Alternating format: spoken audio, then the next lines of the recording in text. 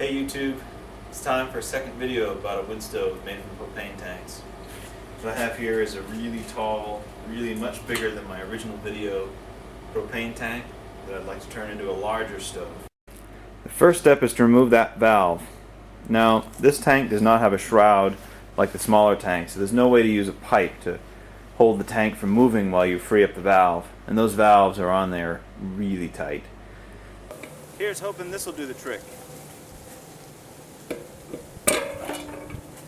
Well, I broke it. That's one step. There it goes.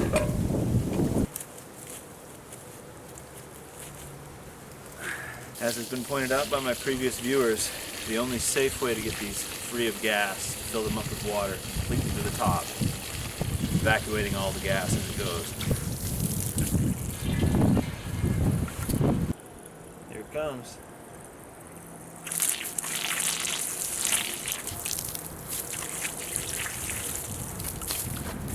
She's full.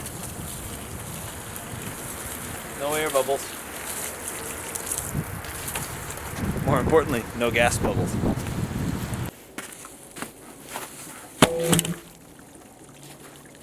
I want this stove to accept a 2-foot log. And I've got 3 feet plus of tank to work with. So I'm going to cut this down. Alright, so I've got the ring cut out, got the end cut off. Take a note, this stuff is really thick. This is like 1/8 inch, which is thicker than the smaller propane bottles. Just going to use that as a stand and weld this on this now square end. Okay, got the back welded on, shortened up. I'm going to go ahead and cut off the front and make a door. So I got lucky with the diameter of the size of this tank. In my scrap pile, I had an old copper boiler that I took apart.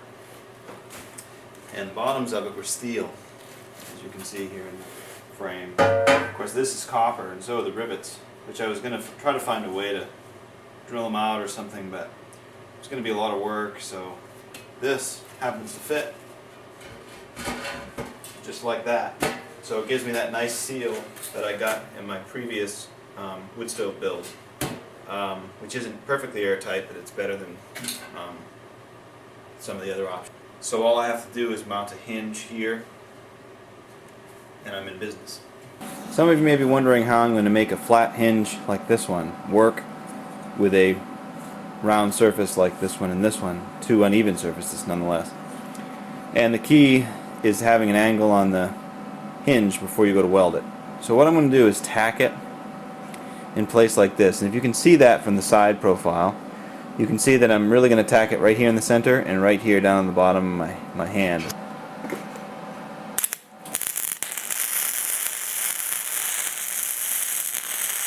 And lickety split. She sounds pretty. This hinge was, by the way, was not a very smooth operating hinge before I started, so all that friction you're hearing is not from coming out of shape from welding. It was just not a very good hinge. In the interest of using the resources you have, not the resources you want, I'm going to use this as my legs. Made a slice this way, more than halfway, so the legs will kind of curl under just a little bit. There you have it, a couple of half rounds ready to go on to the stove. Well, how do you like that? We got a stove with feet and a door. That works well. Gotta put a latch on this so that it will snug up tight. I'm going to use some smaller brake drums this time around, something that will convect the heat a little better than the ones that I was using on the previous stove. The goal with those is not necessarily to be able to boil water, to be able to convect enough heat to really cook with.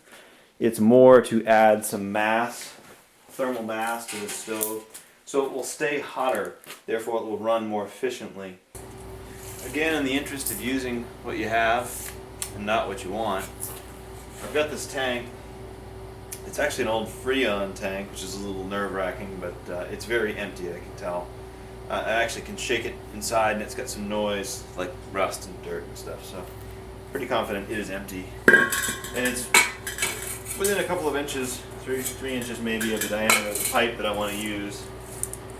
Now it's about a 8.5 or so, and this is a 6, so 2.5 inches. So if I cut this top off, I can get my flange to go on the back of the stove. So as you can see, I've cut up that tank, took a slice out of it, and just rolled it on itself. It's pretty thin metal, so thin enough that it's easy to be malleable, but thicker than the wall of the pipe, so it'll be a good weld, and it'll, you know, be sturdy in the long term for taking the heat of the stove. And it has a nice fit, nice tight fit to this. It does actually go in with a little bit of work, and just weld that up and cut off the excess, and we're in business. So now I've got a nice template to mark where I want this to go on the back of the stove. And I guess I'm going to go about as far back as I can to maximize the amount of space I have up here.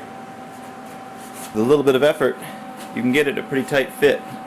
It's a little less tight over here where the weld is, but I'm going to beat that from the back side as I'm welding the ring in. But for the most part, nice. Okay, welded up, ready for the air control. I decided to go with a square air inlet because it's all I have as far as stuff around the shop. So what I'm going to do, weld this in about here. I'd like to get it lower, but I think it's going to be alright if I cut it in here and kind of weld it in. This part of that old tank, of course, will act kind of like this. Inside, obviously it will turn. That will be the air inlet control, which is not the kind of control that I'd really like to have. It's going to be not as sensitive as I want, but it'll work. I'll leave it on sort of a friction fit, and I'll put a long lever on it so you can sort of adjust it slowly.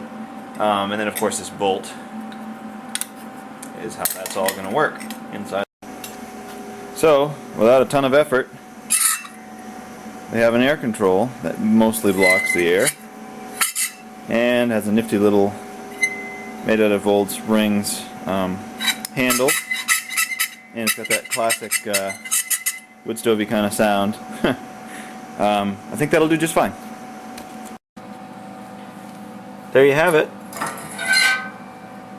Nice working draft control. Now all there is left to do is secure this door.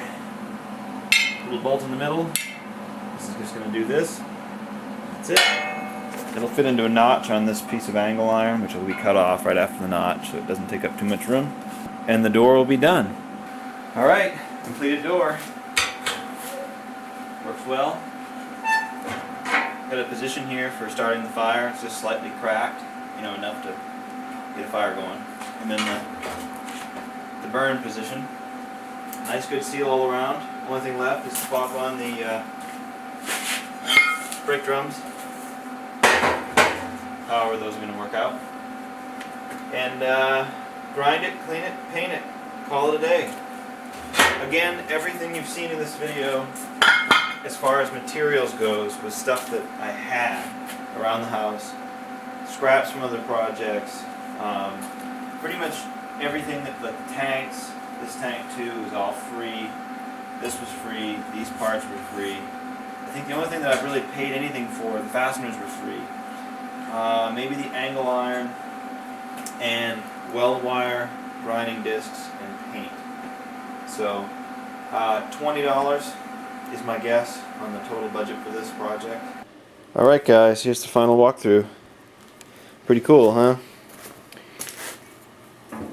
Works pretty flawlessly. Just got it painted up. Brake drums will do just fine. Smokestack, ready to go. Had to do a little patch on the back there where the steel was thin. And there's my air control. Looking good. Well, here it is, the moment you've all been waiting for. She's burning. In fact, that seal on the door is not as good as I'd hoped it was going to be. It's good enough for a garage heater, which is what I want it for, so perfect. But not quite good enough for something I would use inside the house, but here we go. The vent is doing its job, as you can see. Of course, that's going to be hooked up to a vent pipe outside eventually. So thanks for watching, everyone. Rate, subscribe, say hi, comment, tell me things. What do you like? What didn't you like? Thanks a lot. Thanks for watching. See ya.